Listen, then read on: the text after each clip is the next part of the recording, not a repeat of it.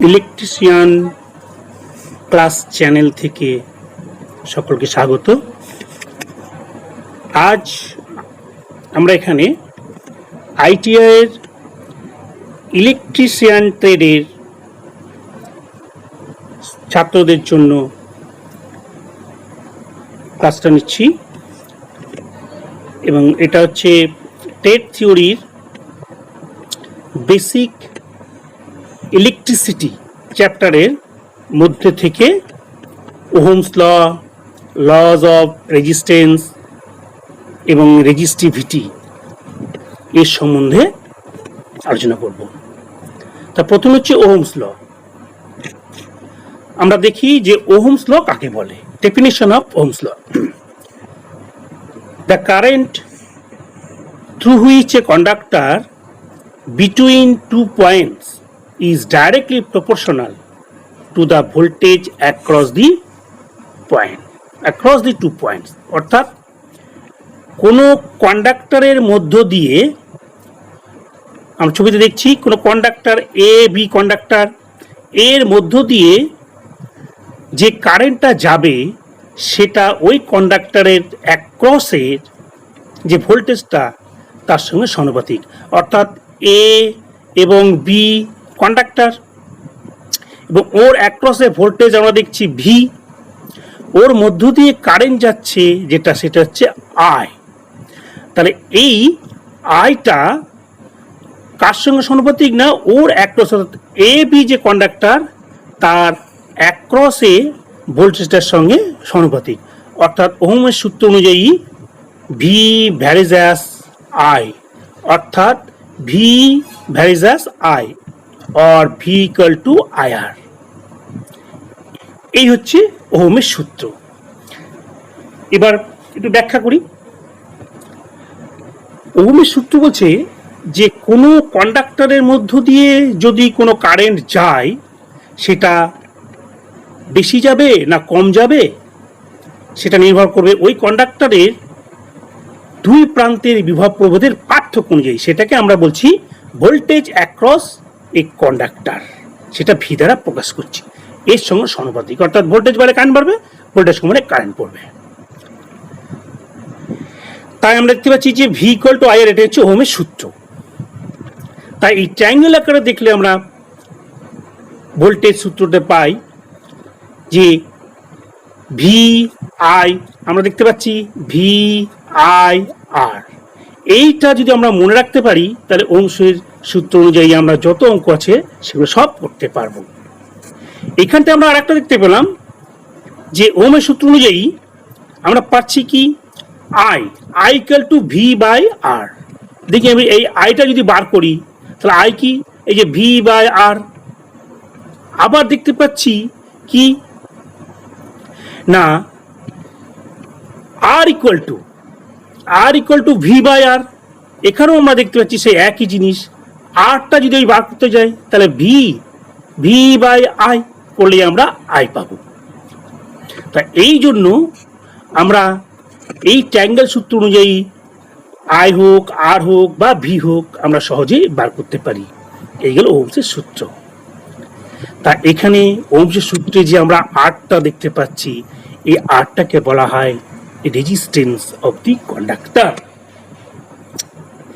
এবার রেজিস্ট্যান্সটা কি, রেজিস্ট্যান্সটা দেখবো এবার আমরা। না, the property of conductor due to which it oppose the flow of current through it is called resistance.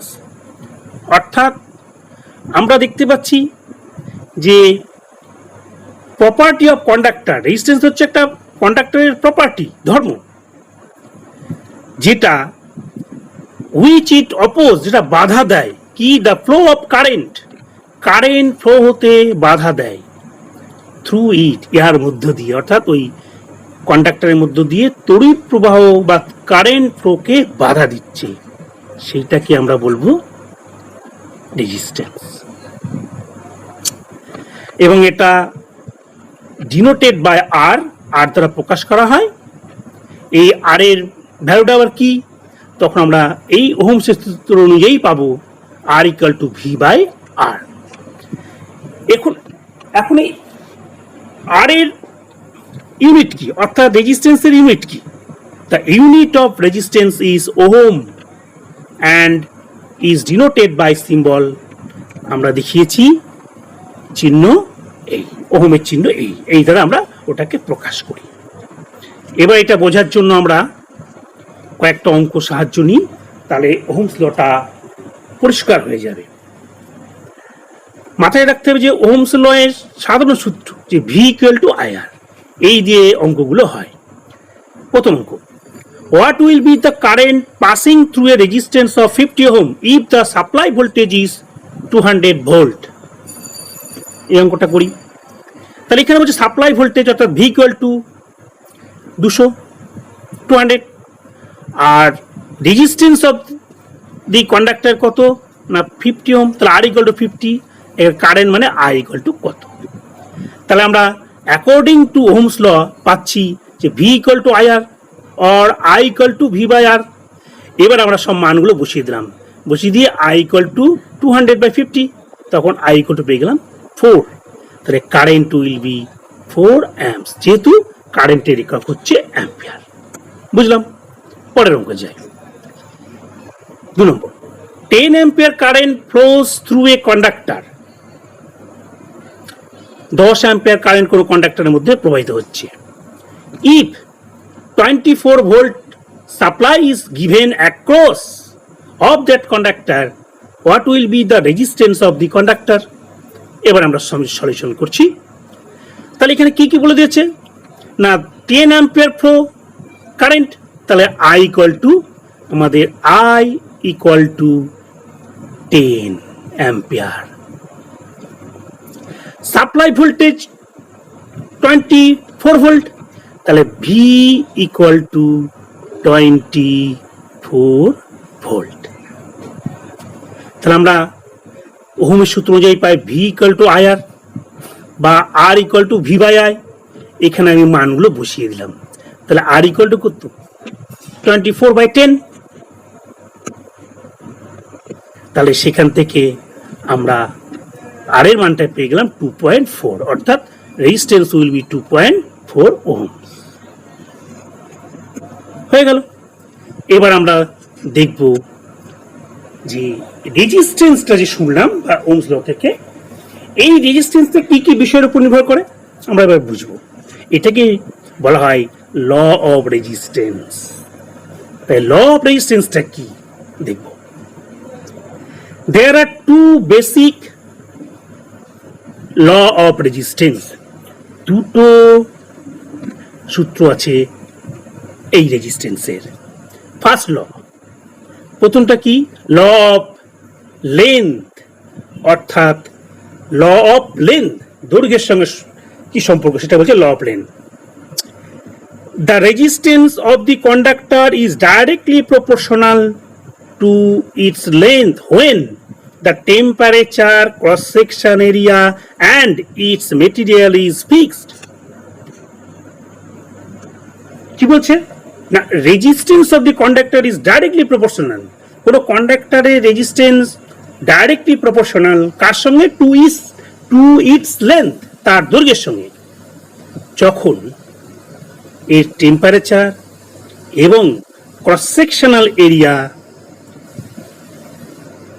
এবং পদার্থের গুণটা বা ধর্মটা বা যা পদার্থ সেটা মেটেরিয়ালটা সেটা ফিক্স থাকবে, অর্থাৎ এগুলো সব কনস্ট্যান্ট থাকবে। তাহলে ওই কন্ডাক্টরের রেজিস্ট্যান্সটা ওর দৈর্ঘ্যের সঙ্গে সমানুপাতিক। তাহলে আমরা এটা দেখি। তাহলে এখানটা দেখতে পাচ্ছি আর ভ্যারিজাস এল, এটা সূত্র আকারে প্রকাশ করলে হয়। হোয়েন কি when area A is constant, এখানে L equal to length of the conductor, R হচ্ছে রেজিস্ট্যান্স অফ দি কন্ডাক্টর, আর এ হচ্ছে cross sectional area of the conductor.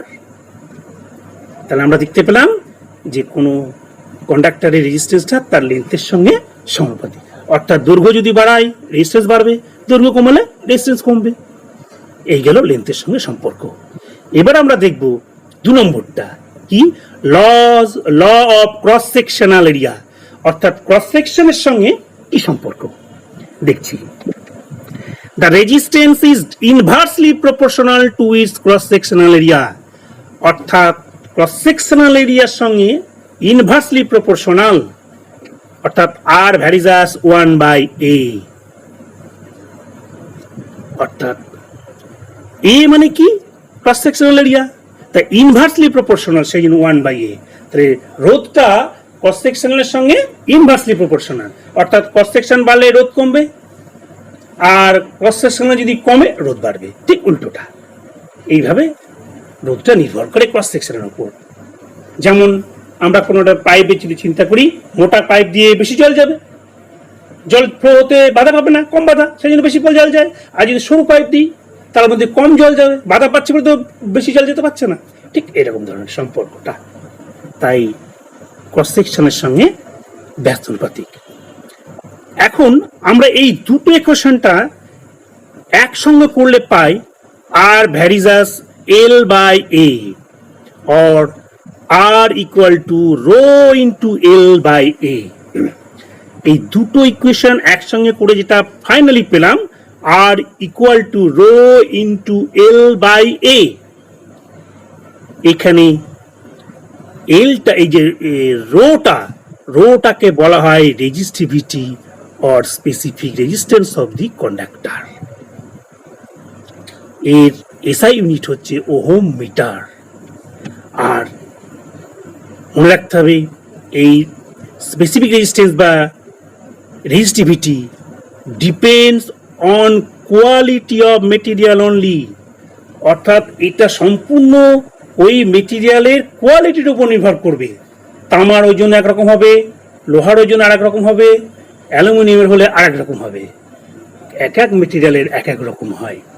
এটা শুধু ওইটার উপর নির্ভর করে, কোনো কিছুর উপর নির্ভর করবে না। যদি বলে লেন্থ বাড়ালে কি রেজিস্টিভিটি বাড়বে, কখনোই না, একই থাকবে ওই প্রোডাক্টের। অর্থাৎ আমি যদি তামার ভাবি, তা তামার যদি তারের যদি রেজিস্টিভিটি বার করতে যাই, লেন্থ বাড়ুক বা কমুক, রেজিস্টিভিটির মানটা একই থাকবে।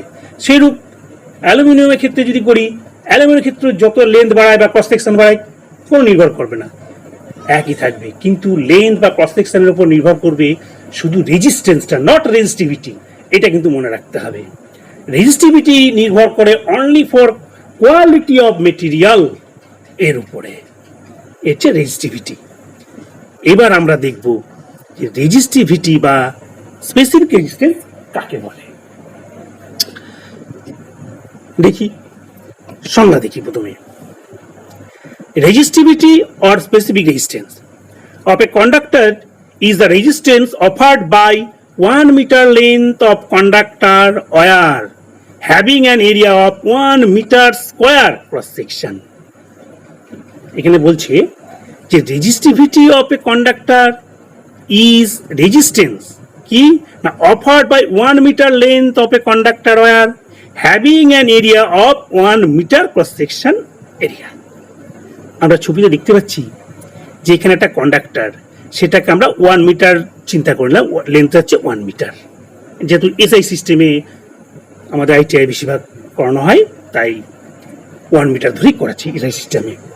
আর ক্রস সেকশন এরিয়া এ, এটাও মনে করলাম, তাহলে 1 মিটার স্কোয়ার, তাহলে এখানে A equal to 1 metre square cross সেকশনটা। আর লেন্থটা ধরেছি আমরা 1 মিটার।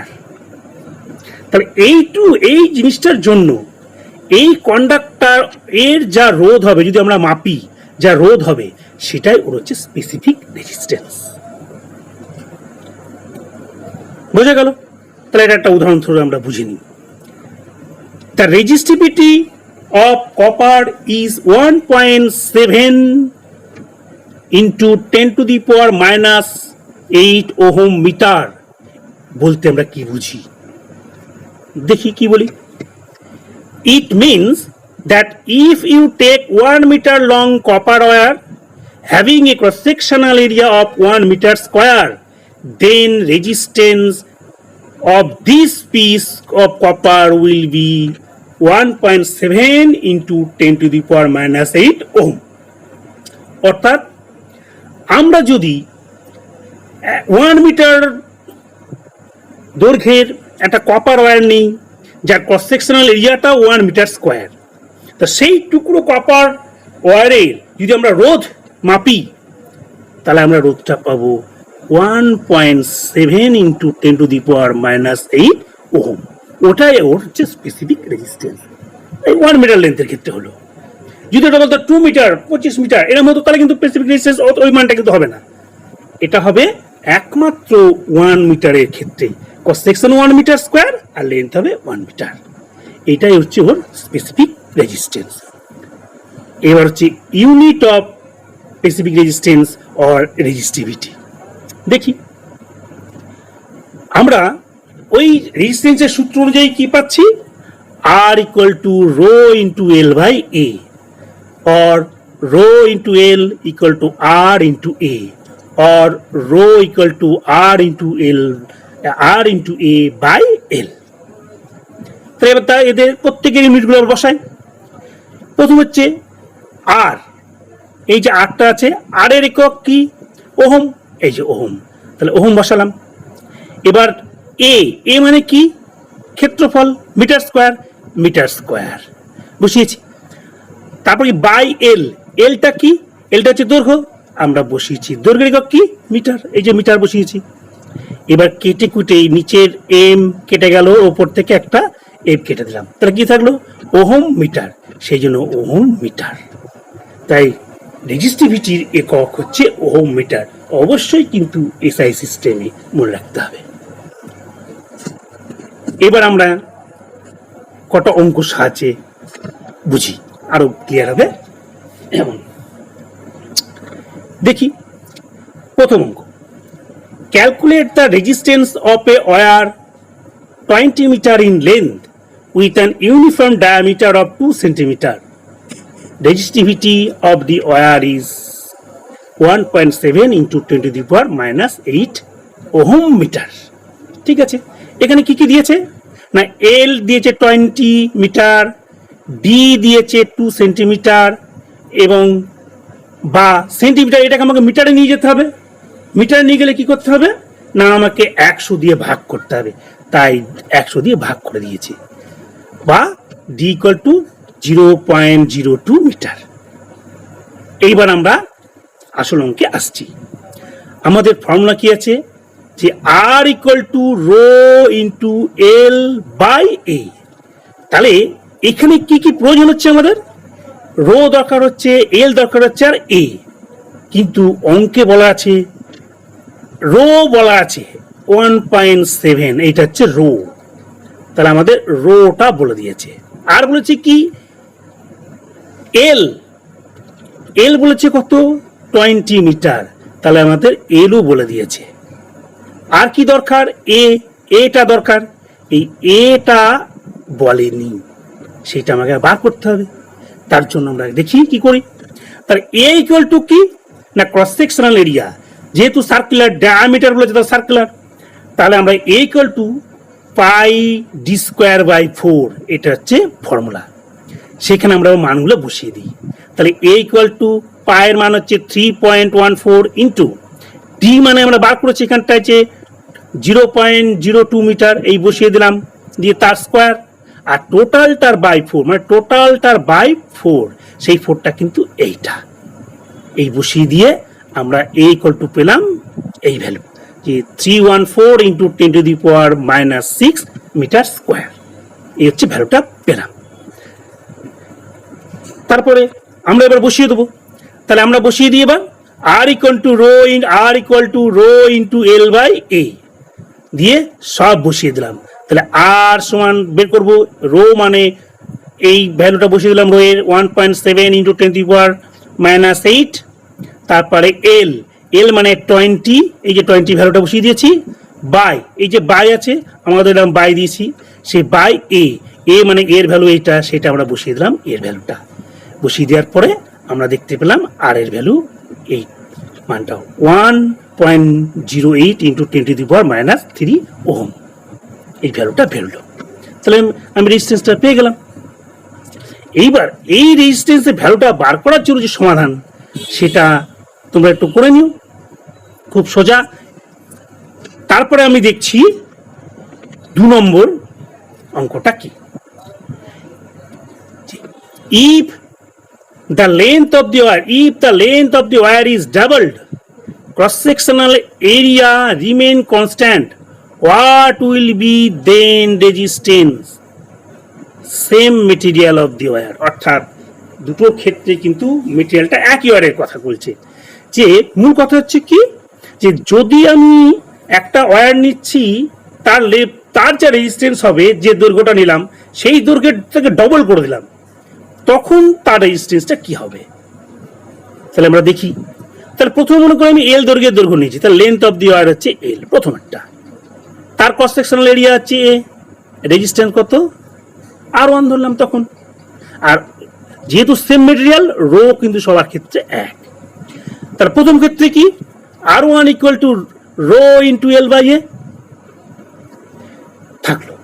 এবার ওই ওয়্যারটাকে লেন্থ সেম ওয়্যার সেম মেটেরিয়ালের, এবার লেন্থটাকে দ্বিগুণ করলাম। তাহলে লেন্থ কত হবে দ্বিতীয় ক্ষেত্রে? লেন্থ হবে 2L, তাহলে লেন্থ হচ্ছে 2L, আর তাছাড়া সব ঠিক আছে। তাহলে বসাই এবার রেজিস্ট্যান্সটা কি? সেকেন্ড কেসে R2 ইকুয়াল টু সেই রো ইন্টু এল বাই এ, এখানে এল মানে হচ্ছে 2L, এই 2L বসিয়েছে এখানে, এল মানে 2L বাই এ, এই বাই এ বসানো হয়েছে। বসিয়ে আমরা পেলাম R2 equal to 2 rho L by A, এইটা আমরা পেলাম। তাহলে R2 হচ্ছে 2 rho L by A, or এইখান থেকে আমরা কি পাচ্ছি? R2 ইকুয়াল টু, আমরা দেখতে পাচ্ছি যে R2 equal to 2 into R1। কি করে? এই যে রো ইন্টু এল, এই রো ইন্টু এল, এটা মানেই তো R1, তাহলে বসিয়ে দিলাম।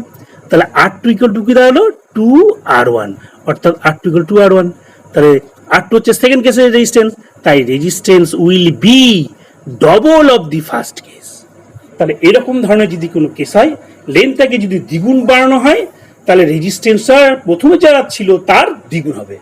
এরকম ধরনের দ্বিগুণ, 3 গুণ, 4 গুণ, 5 গুণ যদি করি, এই ফর্মুলা ইউজ করে আমরা বার করতে পারবো কত গুণ রেজিস্ট্যান্স হবে। দ্বিতীয় ক্ষেত্রে আমরা এবার যাচ্ছি, দেখি 3 নম্বর। If the cross section area of the wire is doubled, এবার ক্রস সেকশন এরিয়াটা ডবল করছে, লেন্থ রিমেন কনস্ট্যান্ট, লেন্থটা এবার কনস্ট্যান্ট থাকছে, what will be then resistance? তখন রেজিস্ট্যান্সটা কত হবে? মেটেরিয়াল কিন্তু সেম, একই মেটেরিয়াল, দুটো ক্ষেত্রে কিন্তু একই মেটেরিয়াল। দেখি এবার প্রথম কেসের ক্ষেত্রে কি হচ্ছে। In first case R1 equal to rho into L by A, প্রথম রোধের মানটা হবে এইটা, কারণ লেন্থ এল আর এ হচ্ছে ক্রস সেকশন এরিয়া, আর রোটা সবার ক্ষেত্রে সমান থাকলো। দ্বিতীয় ক্ষেত্রে কি ডবল করেছে? বলছে ক্রস সেকশন এরিয়াটা ডবল করছে। তাহলে এই যে এ, দ্বিতীয় ক্ষেত্রে কিন্তু প্রথম ক্ষেত্রে যদি এ হয়, দ্বিতীয় ক্ষেত্রে সেটা ডবল 2A হয়ে যাবে। তাই R2 equal to rho into L by, তো এ ফর্মুলা, সে এর জায়গায় আমরা বসালাম 2A, কারণ যেহেতু এরিয়াটাকে ডবল করেছে, প্রথমটা এ ছিল, দ্বিতীয়বারে ডবল হলো, বসিয়ে দিলাম। দিয়ে এইখান থেকে আমরা পেলাম R2 equal to 0.5 into rho L by A, বা R2 ইকুয়াল টু 0.5 R1। তাহলে দেখতে পাচ্ছি স্পষ্ট যে R2 মানে দ্বিতীয়বারের রেজিস্ট্যান্স, সেই রেজিস্ট্যান্সটা প্রথমবারের রেজিস্ট্যান্সের কি হলো? অর্ধেক হয়ে গেল। তাই resistance of the wire will be half of the first. তা এই যে ফার্স্ট হলো দ্বিতীয়বারটা, তার দ্বিতীয়বারের রেজিস্ট্যান্সটা প্রথমবারের থেকে হাফ হয়ে গেল। তাহলে এবার আমরা আরেকটা, if the diameter of the wire is doubled, length remain constant, what will be then resistance? Same material of the wire. এক্ষেত্রেও মেটেরিয়াল কিন্তু একই থাকছে, এটা দুটো কেসের কথা বলছে, একই মেটেরিয়াল উপর এটা করা হচ্ছে। ইন ফার্স্ট কেসে আমরা কি দেখছি যে লেন্থ ধরলাম এল, ইফ ডায়ামিটার ডবল, তাহলে প্রথম ক্ষেত্রে আমরা ডি ধরছি ডায়ামিটার, এবং তখন এরিয়া কি হবে, A1 equal to π/4 D square. এবার রেজিস্ট্যান্স তখন কত হবে না, R1 equal to rho into L by A, বা R1 ইকুয়াল টু, অর্থাৎ প্রথম ক্ষেত্রে রেজিস্ট্যান্স বলে R1 বলছি, R1 equal to rho into L by A1 মানে এই যে আমরা এরিয়া অফ ক্রস সেকশনটা বার করেছি সেইটা বসিয়ে দিলাম। তাহলে ফাইনালে দাঁড়ালো R1 equal to 4 into rho into L by pi D square.